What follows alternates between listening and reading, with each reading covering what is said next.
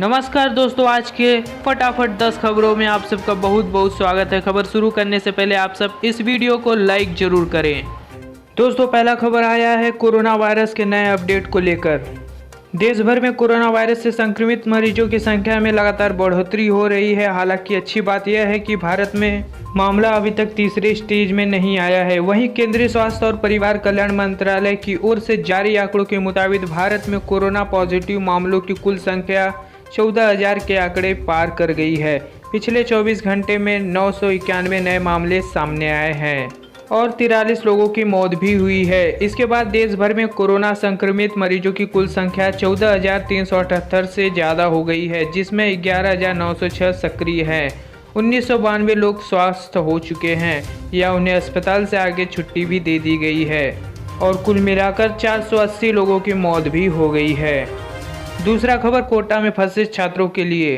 कोटा में प्रतियोगी परीक्षाओं की तैयारी कर रहे यूपी के 8,000 और आगरा मंडल के 1700 छात्रों को उनके घरों तक पहुंचाने के लिए शुक्रवार को आगरा परिवहन निगम ने 200 बसों को कोटा के लिए रवाना कर दिया है।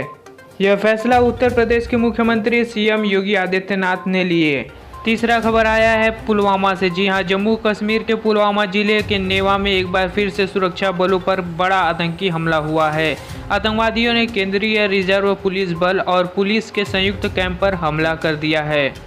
सीआरपीएफ के घायल जवान को अस्पताल में कराया गया भर्ती।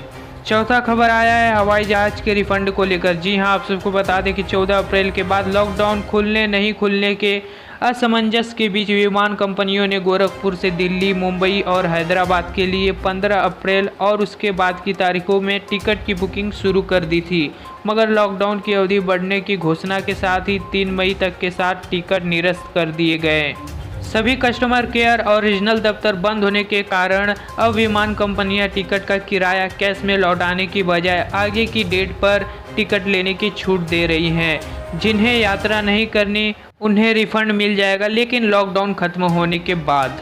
पांचवा खबर राहुल गांधी के बयान को लेकर। आप सबको बता दें कि कांग्रेस के पूर्व अध्यक्ष राहुल गांधी ने शनिवार को कहा कि कोरोना संकट का समाधान तलाशने के लिए वैज्ञानिकों, इंजीनियर और डेटा विशेषज्ञों को काम पर लगाने की ज़रूरत है। उन्हें यह भी कहना होगा कि कोरोना वायरस एक चुनौती के साथ एक अवसर भी है।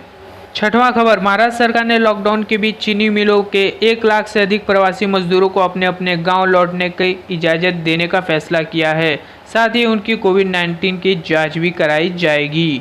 यह खबर न्याय मंत्री धनंजय मुंडे ने शुक्रवार को बताया। सातवां खबर पीएम रिलीफ फंड में दान करने को लेकर। आप सबको बता दें कि फिल्म इंडस्ट्री से जुड़े अक्षय कुमार के बाद अब दूसरे स्थान पर 11 करोड़ रुपए दान करने वाली म्यूजिक कंपनी टी सीरीज के मालिक भूषण कुमार है। अभिनेता कार्तिक आर्यन तीसरे स्थान पर है। उन्होंने 1 करोड़ रुपए सहयोग के रूप में राहत कोष में दिए हैं। आठवां खबर, भारतीय नौसेना के कम से कम 20 कर्मियों को कोरोना पॉजिटिव पाया गया है। इन सभी नौसेना कर्मियों के कोरोना पॉजिटिव पाए जाने के कारण उन्हें मुंबई के कोलाबा में स्थित नौसेना अस्पताल में भर्ती कराया गया है। इस बात की जानकारी नौसेना के अधिकारियों ने हाल में ही दिया।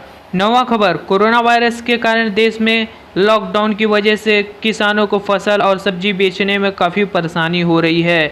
इसीलिए कृषि उत्पादों के परिवहन में सुगमता लाने के उद्देश्य से किसान रथ मोबाइल ऐप का लॉन्च किया गया। किसान रथ ऐप के जरिए किसान और व्यापारी आसानी से फसलों की खरीद और बिक्री कर सकते हैं। 10वां खबर, टेलीकॉम कंपनी जियो की तरफ से। एयरटेल और वोडाफोन के बाद अब रिलायंस जियो ने लॉकडाउन को ध्यान में रखकर सभी प्लान्स की वैधता को बढ़ा दिया है। जियो के इस कदम से यूजर अपने दोस्तों और परिवारों के सदस्यों के साथ बिना परेशानी के जुड़े रह सकेंगे।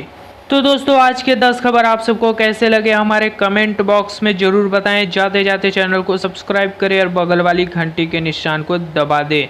मिलेंगे अगली वीडियो में कोई और नए खबर के साथ।